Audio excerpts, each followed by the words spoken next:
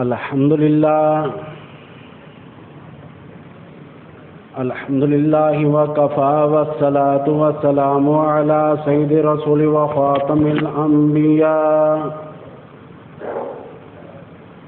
وعلى آله المجتبى وأصحابه الأصفياء. أما بعد فأعوذ بالله من الشيطان الرجيم.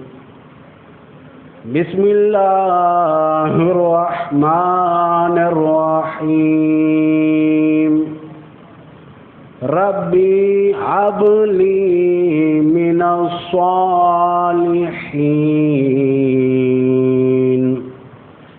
فبشرناه بغلام حليم.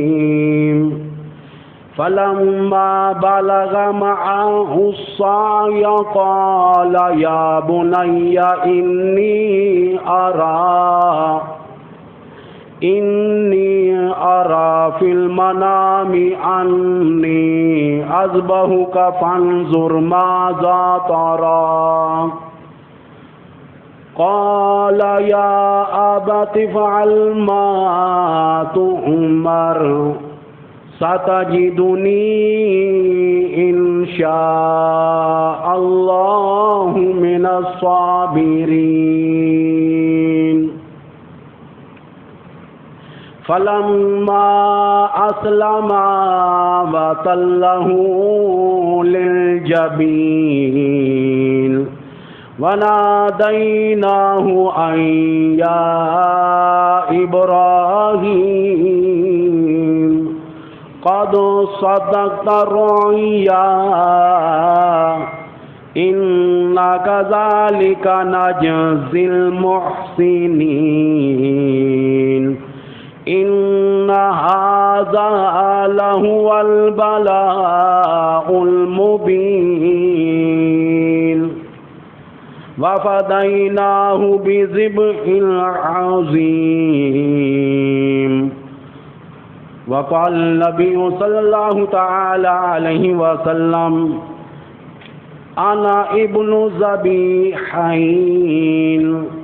صدق الله العظيم وصدق رسوله النبي الكريم ونحن على ذلك لمن الشاهدين والشاكرين والحمد لله رب العالمين. درود شریف نماز والا. اللهم صل على محمد وعلى آل محمد كما صليت على إبراهيم وعلى آل إبراهيم إنك حميد مجيد. اللهم بارك على محمد وعلى آل محمد كما باركت على إبراهيم وعلى آل إبراهيم إنك حميد مجيد.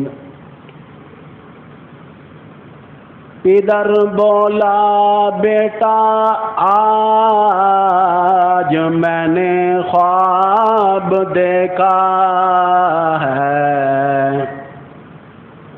پدر بولا کہ بیٹا آج میں نے خواب دیکھا ہے.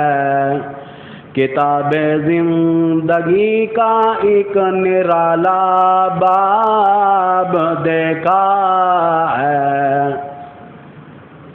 دیکھا ہے کہ میں خود آپ تجھ کو ذبح کرتا ہوں. خدا کے نام سے تیرے لہو میں ہاتھ بھرتا ہوں. حضرات گرامی، ذوالحجہ کی آج 5 تاریخ ہو گئی. سن 1442 ہجری ہے. اور انگریزی تاریخ کے مطابق آج 16 جولائی سن 2021 عیسوی ہے، اور یہ بھی بتا دوں کہ کافی سارے لوگ پریشان ہوتے ہیں کہ کون سا چینل ہے، کہاں پر مولوی حبیب کے بیان دیکھے جائیں، تو چینل کا نام ہے چینل طیب حبیب۔ تو وہاں پر میرے انشاءاللہ کافی سارے بیان آ بھی چکے ہیں اور آئیں گے آگے بھی۔ میری کوشش یہی ہے کہ محنت کے ساتھ زیادہ سے زیادہ نئے عنوان جو ہیں تیار کروں اور پھر اس سے آگے بھیجوں۔ ابھی تو آڈیو بھی میرے کئی سو بیانات موجود ہیں، کوشش میں لگا ہوا ہوں کہ وہ بھی آ جائیں۔ عید دور نہیں، بروز بدھ کو عید ہوگی انشاءاللہ تعالی۔ آج آپ احباب کے سامنے حضرت اسماعیل ذبیح اللہ علیہ الصلاۃ والسلام کی قربانی کے بارے میں بیان کرنا چاہتا ہوں۔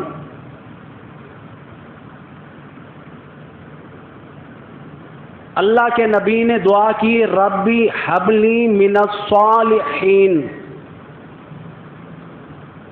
الہی نیکوکار بیٹا عطا فرما۔ ربی حبلی من الصالحین کے الفاظ ہیں کہ نیکوکار بیٹا عطا فرما۔ نیکوکار کبھی کبھی بھڑک بھی جاتے ہیں۔ اللہ سے مانگا نیکوکار بیٹا، اور وہ بھی تو بے نیاز ہے، کیسا بیٹا عطا کیا، میری بات نہیں۔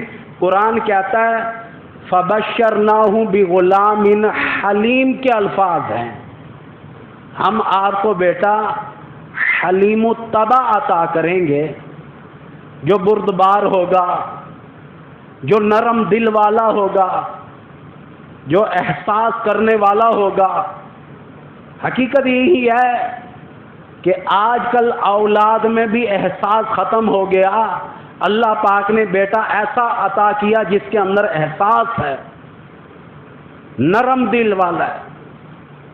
ہم کہتے ہیں نا فلانا جو ہے سخت دل والا ہے، اللہ پاک نے فرمایا کہ یہ تو بڑا نرم دل والا ہے۔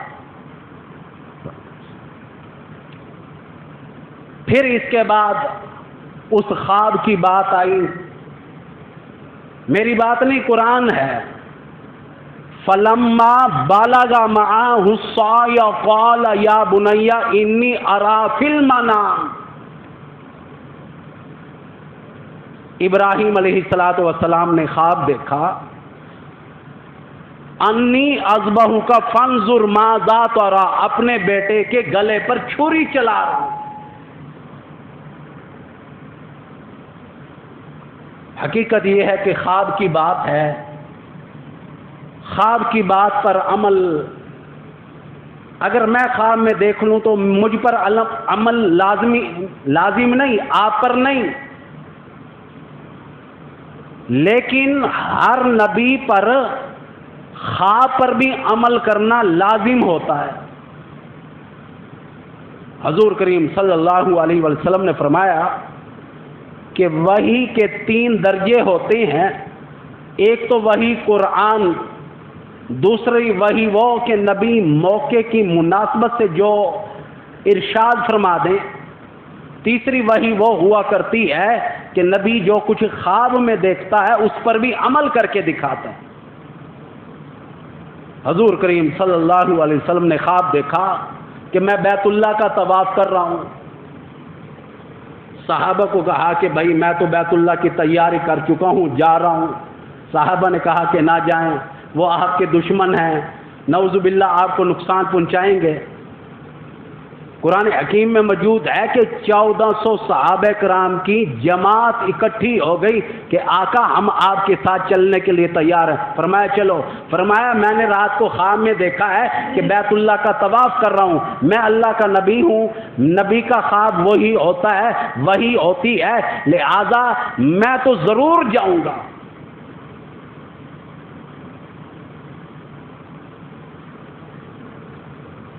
چودہ سو صحابہ کرام کو اکٹھا کر لیا. مطلب یہ کہ اگر کوئی یہ کہے کہ خواب کی بات ہے, ابراہیم علیہ السلام نے خواب دیکھا, لو جی خواب کی وجہ سے بھی کوئی بیٹا ذبح کرتا ہے. میں نے اس لیے پہلے تفصیل بتا دی کہ یاد رکھنا کہ وحی کے 3 درجے ہیں. محمد رسول اللہ صلی اللہ علیہ وسلم پر جیسے قرآن آیا, اور نبیوں پر جیسے پہلے صحیفے آئے, پھر دوسرا درجہ موقع کی مناسبت سے, اور تیسرا درجہ خواب کا.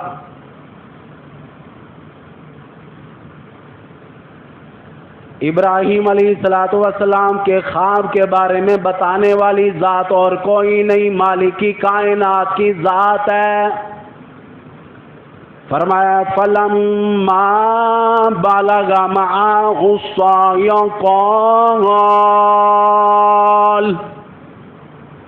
قال یا بنی انی ارى فی المنام. دوڑنے کی عمر کو پہنچ گئے. پہاڑی پر باپ اور بیٹا دونوں اکٹھے ہیں. اسی لیے شاعر کہتا ہے پہاڑی پر سے دی آواز اسماعیل ادھر آؤ, یہاں آ کر خدائے پاک کا ارشاد سن جاؤ. پہاڑی سے آواز دی, بیٹا انی اذبحک فانظر ماذا تری, میں نے خواب دیکھا ہے, اپنے ہاتھ سے تجھے ذبح کر رہا ہوں, تیرے گلے پر چھری چلا رہا ہوں. کیا خیال ہے؟ مالکی کائنات کی طرف سے آرڈر آ چکا, کیا کروں؟ آواز دی بیٹے نے. بیٹا عام تام نہیں, عام آدمی کا بیٹا ہوتا کہ واہ ابا جان خواب تو سا ڈٹھے وے ذبح میں کو کریں دے ہو. اور یہ بھی یاد رکھنا اگر کوئی اب دیکھے ایسا خواب, ذبح کرے گا اپنے بیٹے کو, قتل ہو جائے گا. یہ نہ وحی ہے نہ کچھ, نہ وہ نبی ہے. یاد رکھنا خواب کی حقیقت صرف نبی کے علاوہ کسی اور کی نہیں.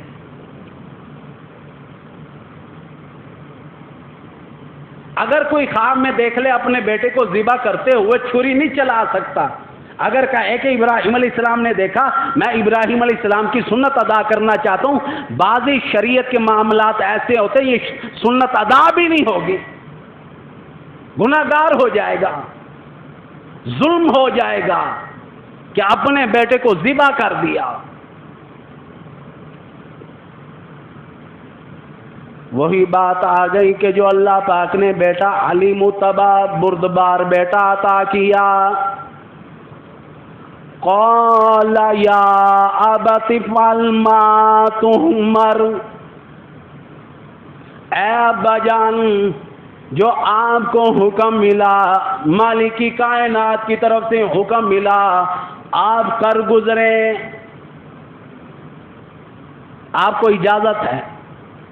کتابوں میں آتا ہے 7 برس کی عمر, 8 برس کی عمر, بعضی روایتیں مختلف بھی ہیں, لیکن عمر کوئی زیادہ نہیں. اور بیٹے نے جو ایک اور جواب دیا وہ بڑا پیارا جواب دیا. اللہ پاک کو اس جواب پر اتنا پیار آ گیا قرآن حکیم میں, اسے بھی بیان کر دیا. پہلے تو بات کی قال یا ابت افعل ما تؤمر, ابا جان جو آپ کو حکم ملا وہ کر گزرے. رہی میری بات ستجدنی انشاء اللہ من الصابرین. ابا جان یہ ثابت قدمی میرے بس میں نہیں, خدا کی قسم اللہ عز و جل کو نبی چاہے بچپن میں کیوں نہ ہو، اللہ عز و جل کو جانتا ہے، اس کی طاقت کو جانتا ہے، اس کی الوہیت اور ربوبیت کو جانتا ہے۔ نبی تو شان کبریائی کو اتنا سمجھتا ہے، حالانکہ کہہ سکتے تھے سادہ جیدنی اللہ من الصابرین۔ ابا جان آپ نے کیا سمجھ رکھا ہے، میں بھاگ جاؤں گا یا میں دوڑ جاؤں گا یا میں یہ کوئی اور حرکت کروں گا یا بدتمیزی پر آ جاؤں گا؟ نہیں نہیں، یہاں تک کہ کتنی صاف بات نبی نے کی، کہنے لگا یہ ثابت قدمی میرے بس کی بات نہیں، ستجدنی انشاء اللہ من الصابرین۔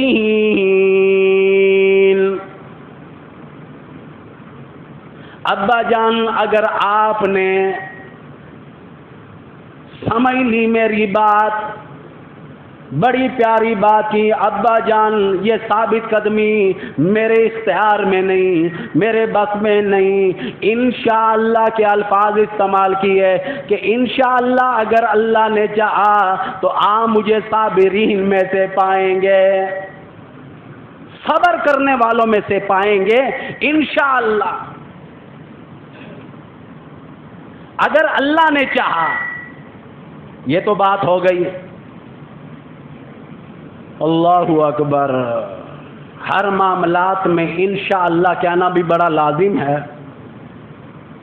حضور کریم صلی اللہ علیہ وسلم کے پاس کچھ لوگ آ گئے، کہنے لگے آقا بتائیں اصحاب کہف کی تعداد کتنی ہے؟ میں بتا دوں کہ 7 ہے۔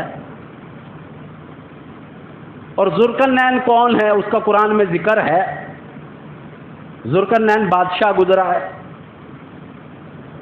اور تیسرا سوال یہ تھا کہ ہمارے اندر روح کیا چیز ہے؟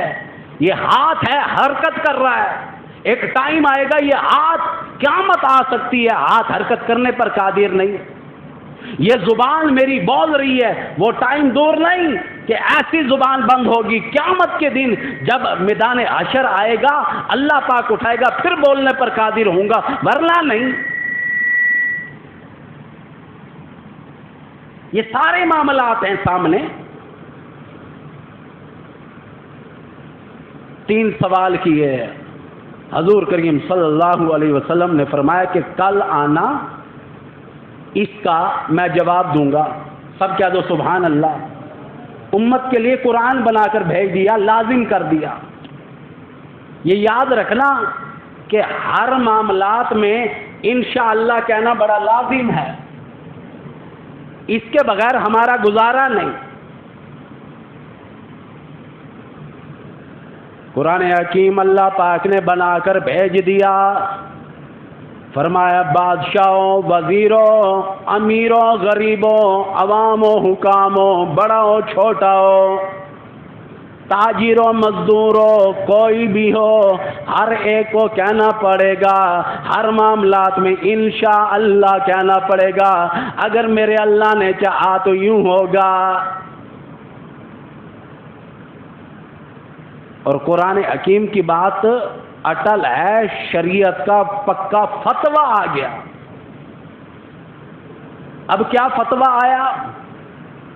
مردوں کے لیے بھی آیا، عورتوں کے لیے بھی آیا، قرآن کا فتویٰ سب کے لیے۔ قرآن حکیم آ گیا، آوازیں وَلَا تَقُولُنَّ لِشَيْءٍ إِنِّي فَاعِلٌ ذَلِكَ غَدًا إِلَّا أَن يَشَاءَ اللَّهُ۔ اے میرے نبی محمد رسول اللہ صلی اللہ علیہ وآلہ وسلم، آج کے بعد جب بھی کوئی معاملات آ جائیں انشاءاللہ ضرور کہا کرو، اور اپنی امت سے بھی کہو ہر معاملات میں انشاءاللہ کہا کریں، اگر اللہ نے نہ چاہا تو کچھ بھی نہیں ہو سکتا۔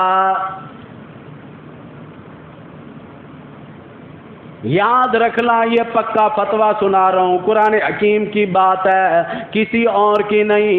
ہر معاملات میں کہا کرو وَلَا تَقُولُوا لِشَيْءٍ إِنِّي فَاعِلٌ ذَلِكَ غَدًا إِلَّا أَن يَشَاءَ اللَّهُ۔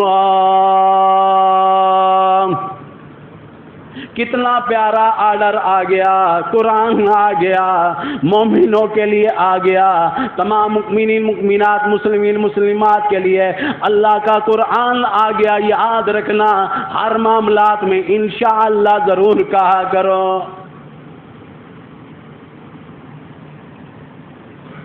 ایک آدمی جا رہا تھا بکر منڈی کہ بکرا لے آؤں گا یا دمبا لے آؤں گا، کوئی چیز لے کر آؤں گا۔ میرے یہاں ملا حبیب مل گیا۔ کہاں چلے ہو بھائی؟ بھائی بکرا لینے چلا ہوں، ابھی لے کے آ جاؤں گا۔ نے کہ یوں نہ کہو، کہو انشاءاللہ اگر میرے اللہ نے چاہا تو میں لے کر آؤں گا۔ واہ مولویا، مولوی والی گل کیتی ہے نا، پیسے میرے کول ہونے گیا بازار گھن کے آوے سا انشاءاللہ آکھن دا کیا مطلب ہے؟ حضرت جی بازار جا پہنچے، جیب کترے ہی بڑے ودے انہیں، جیب کٹیج گئی، بکرا گھن کے کتوں آویں، پیسے سارے غائب۔ ہون سے ول واپس ہے، اتفاق ایسا تھا کہ مولوی صاحب رستے مل گیا۔ یا تو ماننے کے لیے تیار نہیں تھا یا کہنے لگا مولوی صاحب انشاءاللہ جا رہا تھا، انشاءاللہ بازار پہنچا، انشاءاللہ بکری کے لیے پیسے جیب سے نکالنے لگا، انشاءاللہ جیب کٹی گئی، انشاءاللہ واپس آیا، انشاءاللہ آپ کو سلام کیا، انشاءاللہ آپ نے وعلیکم السلام کہا۔ یا مانا نہیں، یا اللہ نے بہت خوب ستھرا منوایا۔ بے نیاز ہے نا، جب منوانے پر آئے تو پھر اچھی طریقے سے منواتا ہے۔ وہ بھی تو بڑا بے نیاز ہے نا کہ جب منوانے پر آئے تو پھر بہت اچھی طریقے سے منوایا۔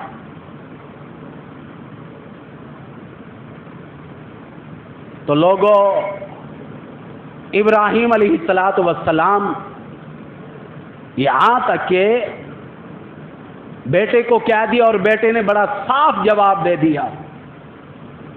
میں تو یہ سمجھتا ہوں کہ ساتجیدنی انشاءاللہ من الصابرین کے جو الفاظ ہیں، اسی وجہ سے اسماعیل علیہ السلام کی قربانی زندہ اور تابندہ ہے۔ ایک تو یہ وجہ بنی، اب دوسری بھی وجہ قرآن نے بیان کی، کسی اور نے نہیں کی۔ سب کہہ دو سبحان اللہ۔ اب دوسرا نقطہ، آج لوگ باپ کے ساتھ بدتمیزی کرتے ہیں۔ بعض اوقات بچے بڑے ہو جائیں باپ کو تھپڑ مار دیتے ہیں، گالیاں دے دیتے ہیں۔ اسماعیل ذبیح اللہ علیہ السلام نے کہا کہ ابا جان اپنی آنکھوں پر پٹی باندھ لو اور میرے بھی ہاتھ اور پیر باندھو۔ اور قرآن کا جو اعلان آیا فلما اسلم وتلہ للجبین کے الفاظ ہیں، ابا جان مجھے اونڈا کر کے لٹا دینا، سیدھا نہ لٹانا۔ کیوں؟ جب سامنے چہرے سے چہرہ ملے گا، نگاہیں ملیں گی، کہیں ایسا نہ ہو کہ پدری شفقت جو ہے جوش میں نہ آ جائے، آپ یہاں تک کہ مجھے ذبح کرنے سے باز نہ آ جائے، رک نہ جائیں، کہیں پدری شفقت جوش میں نہ آ جائے۔ فرمایا ٹھیک ہے بیٹا، اس پر بھی عمل کروں گا، قرآن ہے قرآن۔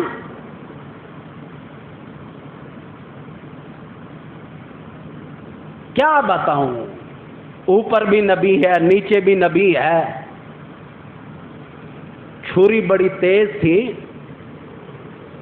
رسی تو پہلے سے لے کر آئے نا، ہاتھ بھی باندھ دیے پیر بھی باندھ دیے، حالانکہ بیٹے نے خود بندھوائے، اس لیے کہ جب تڑپوں گا پھڑکوں گا حرکت کروں گا ایسا نہ ہو ابا جان آپ کی ریش مبارک کو لگ جائے۔ یہ بھی بات بتا دوں کہ آج ہی بھائی انوار صاحب بتا رہے تھے کہ ابراہیم علیہ السلام سے پہلے کسی کی داڑھی سفید نہیں تھی۔ اب دیکھو جب جب آدمی بوڑھا ہوتا ہے سفید داڑھی سے زیادہ خوبصورت لگتا ہے، یہ بھی تو اللہ کی حکمت ہے۔ جس کی ابھی آدھی کالی اور آدھی سفید ہو اتنا خوبصورت نہیں لگتا جتنا فل سفید سے خوبصورت لگتا ہے۔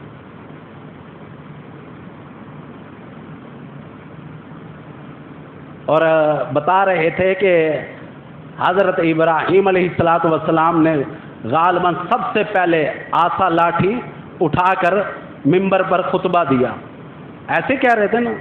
تو بہرحال بعضی باتیں یاد بھی نہیں رہتی، ہم بھی پڑھتے تو ہیں کتابوں میں، بہت کچھ بھول بھی جاتے ہیں. بعض اوقات ذہن میں ہوتا ہے کہ یہ مسئلہ بیان کرے، بعض اوقات ذہن میں ہوتا ہے یہ مسئلہ بیان کرے. بہرحال ابراہیم علیہ السلام چھری چلا رہے ہیں، چلتی نہیں. اب دیکھو چھری کا کام ہے کاٹنا. ان کے ساتھ پہلے بھی ایک وقوع گزر چکا ہے ابراہیم علیہ السلام کے ساتھ کہ آگ نے اثر نہیں کیا. اب دوسرا وقوع یہ ہو رہا ہے کہ بیٹے کے گلے پر چھری چلا رہے ہیں، چلتی نہیں. حدیث شریف میں آتا ہے محمد عربی صلی اللہ علیہ وسلم نے فرمایا کہ اللہ پاک نے چھری کو حکم دیا کہ چھری خبردار تو نے چلنا نہیں، اپنے چلنے والی طاقت کو روک دے. پتہ یہ چلا قرآن حکیم گواہ ہے کہ آگ نے اللہ کی مانی، چھری نے اللہ کی مانی. آج انسان نہیں مانتا، ہم نہیں مانتے اللہ کی. آج ہر کسی کو شکایت ہے، ماں کو بیٹے سے، بیٹے کو ماں سے، یہاں تک کہ باپ کو بیٹے سے اور بیٹے کو باپ سے، سب سے ایک دوسرے سے شکایت ہے. حقیقت یہ ہے کہ ہم تو وفادار اللہ کے بھی نہیں. آپ کہو گے کیسے؟ قرآن ہے، قرآن. میری بات نہیں، اللہ کا قرآن آ گیا. فرمایا یخادعون اللہ، فرمایا لوگ اتنے نالائق نکلے، مجھے بھی دھوکہ دینے سے باز نہیں آتے. آپ جتنے بیٹھے ہو کہو گے واہ مولوی حبیب، اللہ کو کون دھوکہ دے سکتا ہے؟ ہاں ہاں، دن میں 5 مرتبہ بلاتا ہے مسجد میں، نہیں آتے کیا؟ دغا باز نہیں ہم؟ اللہ نے قرآن پڑھنے کا آرڈر دیا، فرض ہے قرآن پڑھنا، نہیں پڑھتے. کیا اللہ سے دھوکہ نہیں؟ آگے بھی قرآن کہتا ہے والذین آمنوا، جو لوگ مجھ پر ایمان لے کر آنے والے ہیں انہیں بھی دھوکہ دے دیا جاتا ہے. وما یخدعون الا انفسهم وما یشعرون، انہیں بھی نہیں، اصل میں اپنے آپ کو دھوکے میں ڈال رہے ہیں. انہیں بھی نہیں، حقیقت یہ ہے کہ اپنے آپ کو دھوکے میں ڈال رہے ہیں.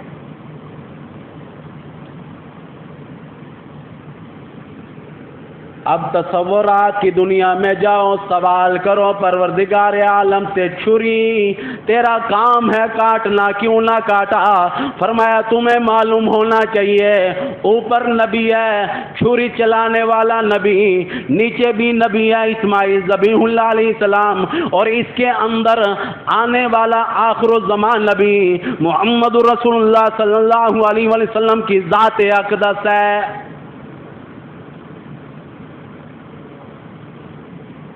چھری تو چلتی کیوں نہیں؟ فرمایا اسماعیل ذبیح اللہ کو اگر کاٹ دیا، محمد رسول اللہ صلی اللہ علیہ وسلم کیسے آئیں گے؟ یہاں تک کہ بیت اللہ کو 4 چاند لگائے گا کون؟ کیسے لگیں گے؟ یہاں تک کہ قرآن والا کیسے آئے گا؟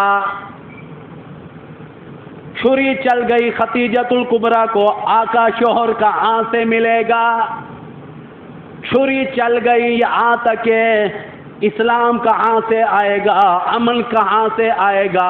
سلامتی کہاں سے آئے گی؟ چھری کو چلنے کی اجازت نہیں، ہزاروں کام رک جائیں گے چھری کے چلنے کی وجہ سے. چھری چل گئی تو فاطمہ الزہرا کو ابا کہاں سے ملے گا؟ چھری چل گئی ابراہیم کو ابا کہاں سے ملے گا؟ چھری چل گئی حضرت قاسم کو، حضرت طاہر حضور کے صاحبزادوں کو ابا کہاں سے ملے گا؟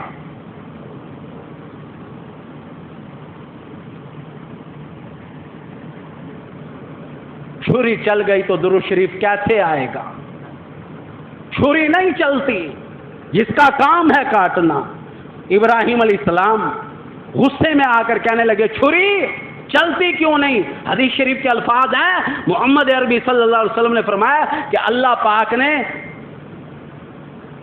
قوت گویائی دی چھری کو، بولنے کی طاقت دی، چھری بول اٹھی، کہنے لگی اے خلیل تیری مانو یا رب جلیل کی مانو۔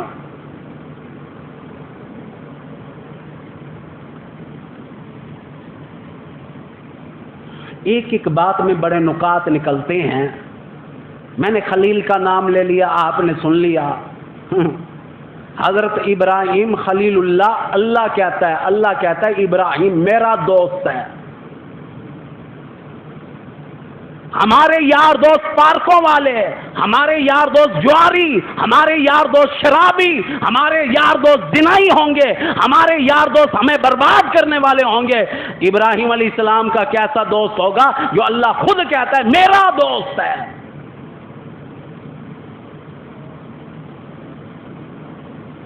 یہاں تم کسی کو کتنا مرضی جگری دوست بنا لو، اس کے پاس دوسرا جائے یار سونے تیرا ڈاڈا جگری میں اتو بنایا ہے، یہ اللہ کی بات ہے، اتو نہیں بنایا، دلو بنائے۔ حضرت ابراہیم خلیل اللہ کہا کہ یہ میرا دوست ہے۔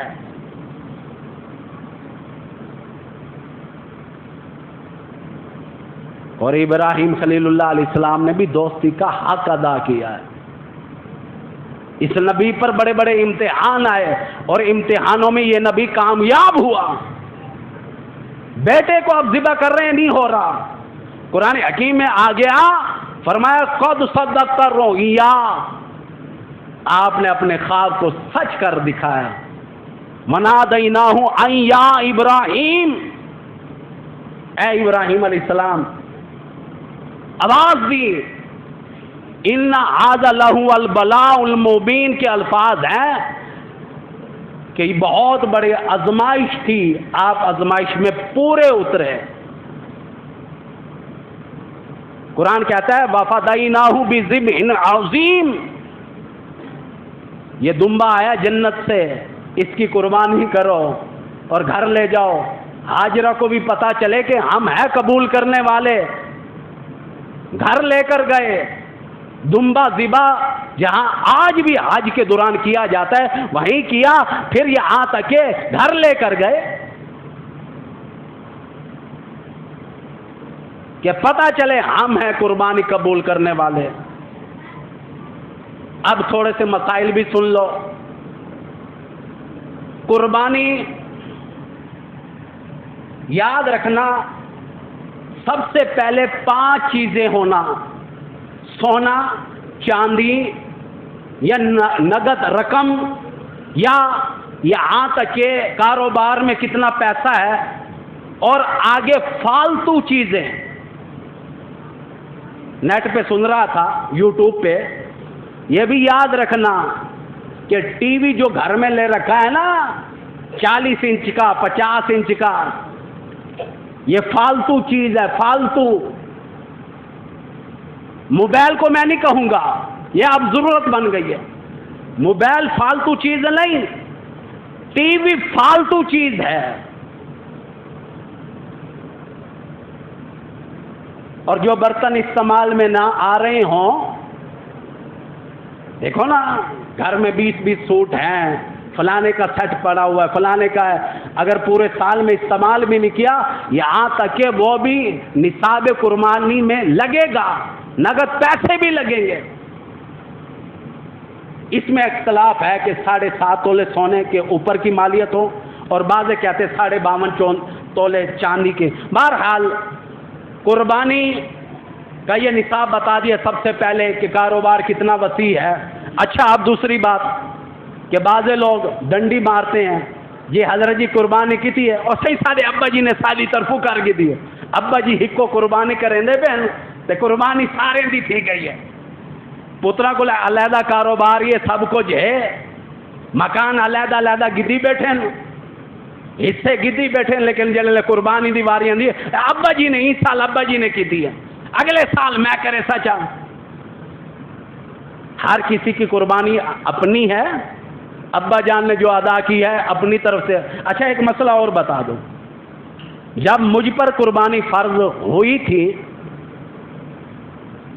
تو میں نے دل میں یہ خیال کیا ہوا تھا کہ جب بھی میں قربانی کروں گا تو پہلی قربانی محمد رسول اللہ صلی اللہ علیہ وسلم کی طرف سے کروں گا، پھر دوسری اپنی طرف سے۔ اب میں نے 2 بکریاں تو لے لی، اب ایک بکری میں نے گھر والی کو کہا کہ تیری طرف سے قربانی ہے، ایک محمد رسول اللہ صلی اللہ علیہ وسلم کی طرف سے۔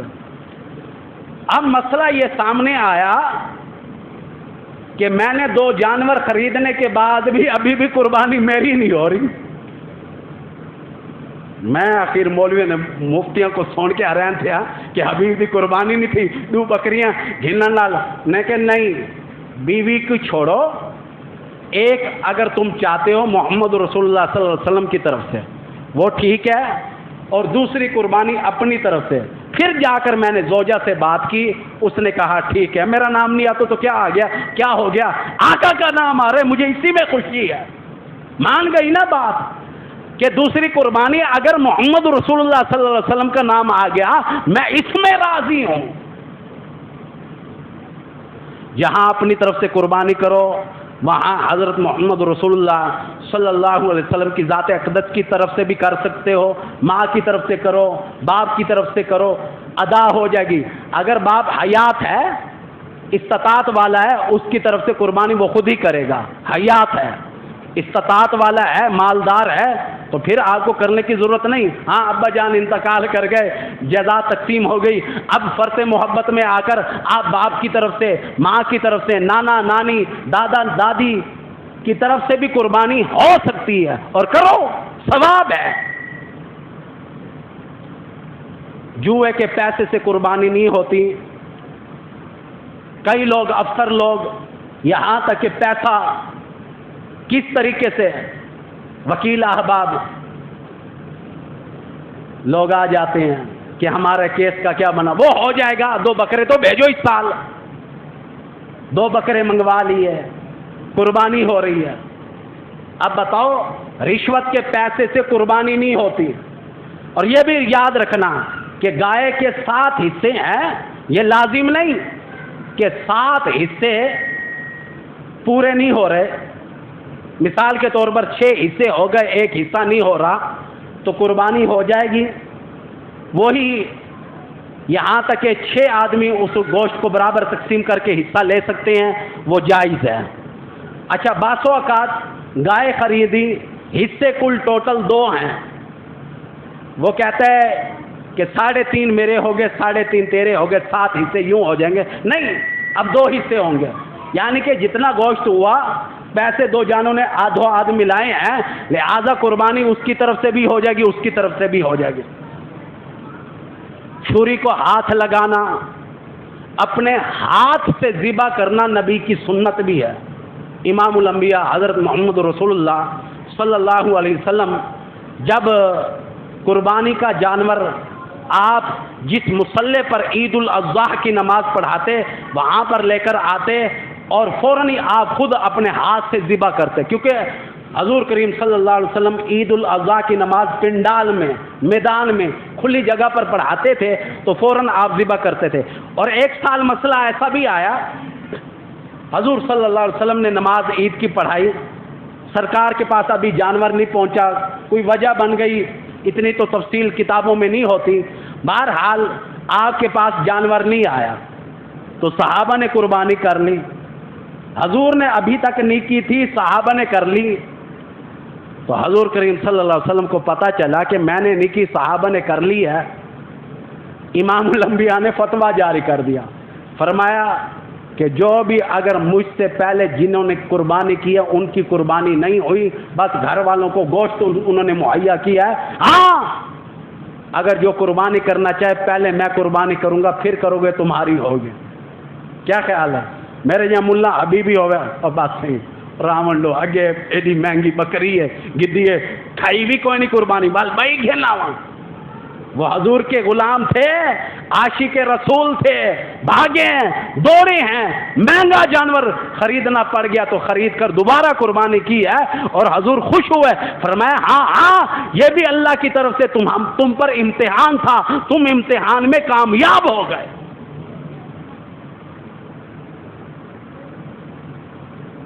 اللہ اللہ نے کہا نا کہ آپ کے غلام ایسے ہیں جو آپ پر مر مٹنے کے لیے تیار ہیں. امام الانبیاء نے فرمایا اپنی بیٹی فاطمہ الزہرا رضی اللہ تعالیٰ عنہا کو فرمایا بیٹی جب میں جانور ذبح کرنے لگوں میرے قریب کھڑی ہو جانا.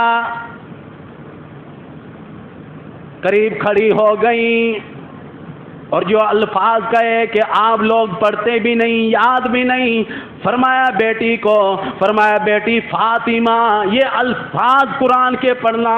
کیا پڑھوں؟ فرمایا ان صلاتی و نسکی و محیای و مماتی للہ رب العالمین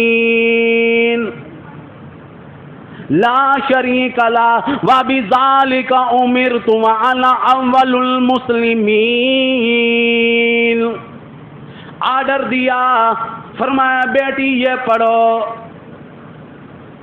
یاد رکھنا عید الاضحیٰ کا دن دور نہیں قریب ہے, یہاں تک عید الاضحیٰ کے دن پڑھتے ہوئے آؤ. 3 مرتبہ پڑھ لو, سب پڑھ لو. اللہ اکبر لا الہ الا اللہ اللہ اکبر وللہ الحمد. یہ پڑھنا بڑا لازم ہے, سب پڑھ لو. اللہ اکبر لا الہ الا اللہ اللہ اکبر وللہ الحمد. اللہ اکبر لا الہ الا اللہ اللہ اکبر وللہ الحمد. یہ پڑھنا لازم ہے. یہ پڑھتے ہوئے آؤ اور یہی پڑھتے ہوئے جاؤ. کئی لوگوں کا کیا نظریہ ہوتا ہے, ادھر قربانی بھی کر رہے ہیں, ادھر امی جان خالہ دے گھر گوشت مناون میں ویسا دیکھا تھا آج کیویں ہے خالہ دیدی سونی لگتی پئی ہے, کوئی نہ قربانی ہو رہی ہے. یہ تو عید الفطر میں پارک بند تھے, ورنہ بابا عید میں پارکوں میں کیا ہوتا ہے کون نہیں جانتا. جی میں بے دی اولاد کو دھیاں کو تو بلوے دی مڈی سمجھ دینا. قربانی اب بہت دور ہے قربانی. ہم کون سی قربانی کرتے ہیں, ہم تو دکھاوا بھی ہمارا پورا نہیں ہوتا, ہماری سب کچھ ریاکاری کی نظر. کسی کو بچوں نے مجبور کیا کہ قربانی کا جانور لے کر دو, کسی نے مجبور کیا, کسی کو اور بیوی جاتا تانا ہوا بھی بڑا نازک ہوتا ہے بڑا مولوی بنا ہے قربانی تا کریں دا نہیں. تو کہنے کا مقصد یہ ہے کہ قربانی کرو, قربانی کے ساتھ یہاں تک کہ دین کو بھی یاد رکھو, یہ بڑا لازم ہے. یہاں عید کی نماز صبح 7:30 یا 7:15 بجے آپ کی جامع مسجد اشرفیہ میں انشاءاللہ عید کی نماز میں پڑھانے کے لیے آؤں گا. 6:30 بجے سے پہلے بیان شروع ہو جائے گا. 7:15 بجے عید الاضحیٰ کی نماز بروز بدھ کو انشاءاللہ اگر زندگی رہی, بات وہی ہے نا, انشاءاللہ کہنا لازم ہے, پتہ نہیں زندہ بھی رہوں گا یا نہیں. تو بروز بدھ کو عید کی نماز ہوگی 7:15 بجے. تو مسائل بھی یاد رکھو, اور اپنی اسی مسجد اشرفیہ کے کچھ کمرے دیکھ رہے ہیں گر رہے ہوئے ہیں, بنے بھی نہیں. ایک تو کھال کا ریٹ اتنا کم کر دیا, اتنا نیچے گرا دیا کہ اب پیسے کسی کے کام بھی نہیں آتے. جب ہم چھوٹے چھوٹے تھے 65 روپے کی کھال بیچ کے آتے تھے. اسی مسجد کی بات ہے, تو کچھ صدقے کی کھال دے کر گیا بابا جان اصغر علی صاحب کو, تو بیچنے کے لیے گیا تو 30 روپے ریٹ لگا. ایک نے بڑا اوکھا 40 روپے لایا. میں گھبرا گیا ہوں, پریشان تھی گیا میں کہ بابا جان کے آکسن کہ پیسے دی ٹکی ماری ہے. ایک نے بڑا اوکھا کہ میں کہ یار مسجد واسطے صدقے دیا, یہ تیری مہربانی کو خیال.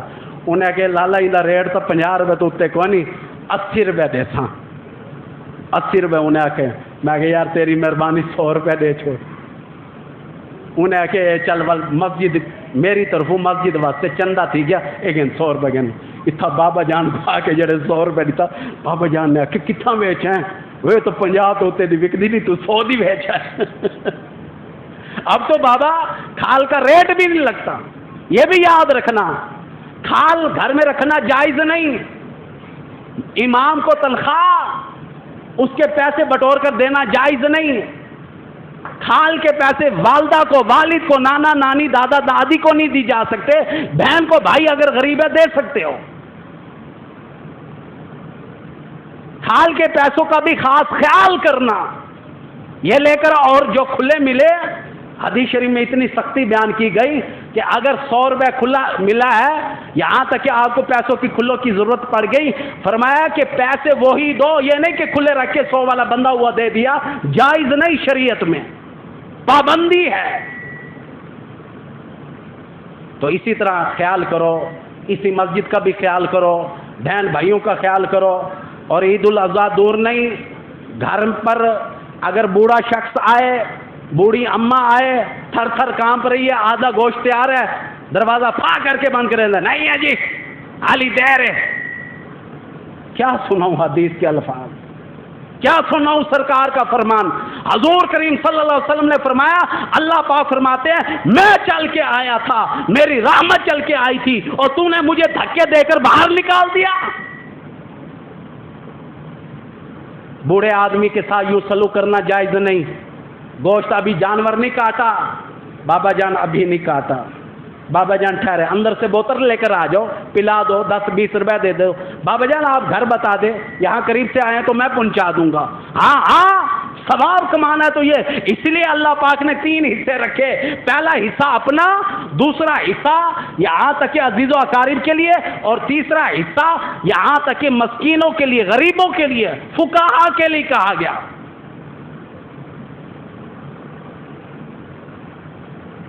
جو یہاں تک کہ غریب ہیں ان کو دو۔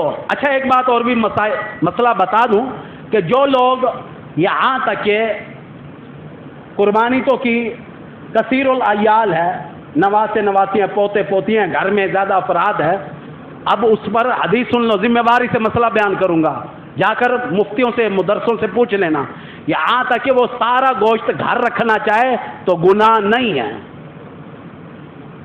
اس کے لیے گناہ نہیں ہے۔ کثیر العیال ہے، 5-7 بیٹے ہیں، 3-4 بیٹیاں ہیں، بچے یہاں تک کہ بڑے بڑے ہیں، قربانی تو اس نے کی ہے، لیکن اب اپنے بچوں میں ہی پورا ہو رہا ہے تو بس کر دے، کوئی حرج نہیں، یہ بھی شریعت میں چھوٹ بھی ہے۔ لیکن اگر قربانی کر کے ڈی فریزر، فریج بھرنے کے ارادے ہیں، رانی دب دیو، اے پوٹھالی جگہ دی دب دو، اے 5 کلو قیمہ ہی دب دو، اے سارے چیزیں شریعت کے خلاف ہے۔ آخری مسئلہ بھول نہ جاؤں، سال میں 5 دن روزہ رکھنا حرام ہے، یہ بھی مسئلہ سن لو، آخری مسئلہ۔ ایک شوال المکرم کی پہلی تاریخ کا، شوال المکرم کی پہلی تاریخ کا، یعنی کہ عید الفطر کے دن روزہ رکھنا حرام ہے، اور 4 دن اور ہیں جو روزہ رکھنا حرام ہے، 10 ذوالحجہ، 11 ذوالحجہ، 12 ذوالحجہ، 13 ذوالحجہ، یعنی کہ 10 ذوالحجہ، 11، 12، 13، 4 دن اور ہیں روزے رکھنا حرام۔ اس کی حکمت کیا ہے؟ امام الانبیاء سے پوچھا گیا تو آپ نے فرمایا کہ ہاں گوشت وافر ہے، روزہ نہ رکھو، کھاؤ، مال کو ضائع نہ ہونے دو۔ کیا شریعت ہے، کس قدر ہمارے لیے اللہ نے آسانی رکھی، جا کر پوچھ لینا، حدیث کی کتابوں میں پڑھ لینا، 5 دن روزہ رکھنا حرام ہے۔ عید الاضحیٰ 9 ذوالحجہ کا، بعض لوگ حج کا روزہ رکھ سکتے ہو، 8 ذوالحجہ کا رکھ سکتے ہو، 7 ذوالحجہ کا رکھ سکتے ہو، 10 ذوالحجہ کو روزہ رکھنا حرام ہے، 11 کو حرام ہے، 12 کو اور 13 کو رکھنا حرام ہے۔ آخری بات اور پھر یاد آ گئی آپ کے لیے، تو منگل بروز صبح نماز کے بعد شروع ہو جائے گی تکبیرات تشریق، یہ بڑا واجب قسم کا مسئلہ ہے، اسے بھی چھوڑ کر میں راضی نہیں۔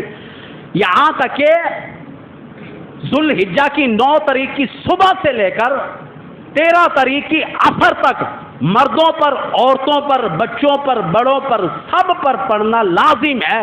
کیا؟ 3 مرتبہ اللہ اکبر، اللہ اکبر، لا الہ الا اللہ، واللہ اکبر، اللہ اکبر وللہ الحمد۔ یاد رکھنا صرف مردوں پر لازم نہیں، اور مسجد میں اونچی آواز سے پڑھنا نبی کی سنت ہے، 3 مرتبہ اونچی آواز سے پڑھو، فرضوں کے فوراً بعد یہ پڑھا جاتا ہے، ہر 5 نمازیں 5 نمازوں میں پڑھا جائے گا، اونچی آواز سے پڑھنا۔ کئی لوگ دو چار اونچی آواز میں پڑھ رہے تو باقی نہیں پڑھ رہے تو نہیں، گناہگار ہو گئے. اتنی آواز ہو تمہاری، تمہارے کان سنیں کہ میں کہہ رہا ہوں کہ اللہ سب سے بڑا ہے.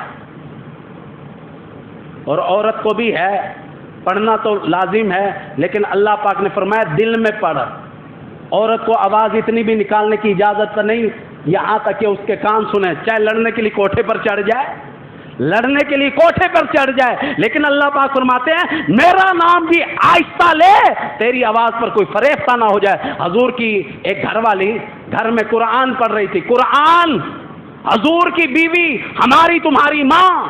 حضور کریم صلی اللہ علیہ وسلم سفر سے واپس آ رہے تھے تو گھر میں کچھ سوراخ تھے، یہاں تک کہ ڈھیلے کوٹ کوٹ کے سوراخوں کو بند کیا، کان لگا لگا کے سنا کہ میری زوجہ کی آواز، یہاں تک کہ امت کی ماں کی آواز قرآن والی باہر تو نہیں جا رہی.